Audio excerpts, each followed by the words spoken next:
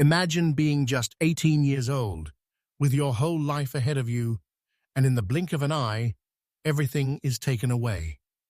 In 1978, a crime shook Kansas City, Missouri. 3 people were murdered.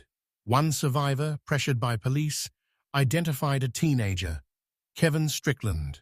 There was no fingerprint, no DNA, no solid evidence tying him to the scene.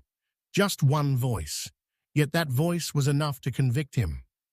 At his first trial, a lone black juror refused to convict. But at his second trial, with an all-white jury, Kevin was found guilty. His sentence, life in prison, with no chance of parole, for 50 years. Kevin Strickland was 18. By the time freedom found him again, he was 62. 43 years stolen. Think about that. Decades where he never married, never built a career, never had the simple freedom of waking up and deciding what to do with his day. While the world outside changed, cell phones, the internet, social media, Kevin's world remained locked behind bars. And all this time, he maintained one truth. I did not do this. Years later, the survivor who identified him admitted she was pressured, that she made a mistake. The real perpetrators confessed that Kevin wasn't there. Prosecutors, attorneys, even judges came forward saying, "This man is innocent."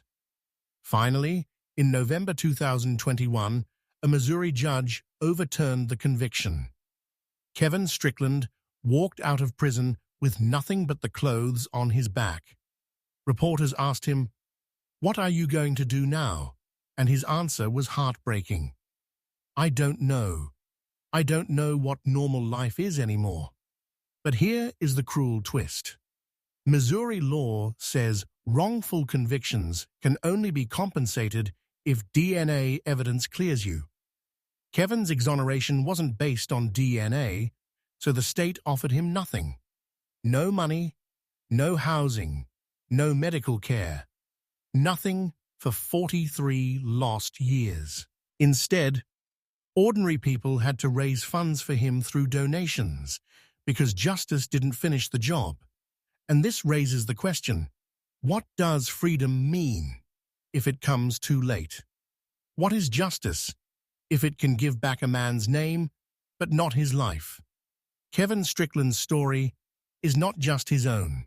It is a mirror, a reminder that justice systems can fail, that lives can be shattered in the name of certainty, that sometimes innocence is not enough. For Kevin, freedom came at 62.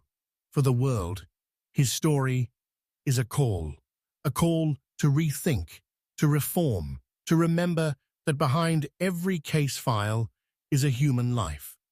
Because if it could happen to Kevin Strickland, it could happen to anyone.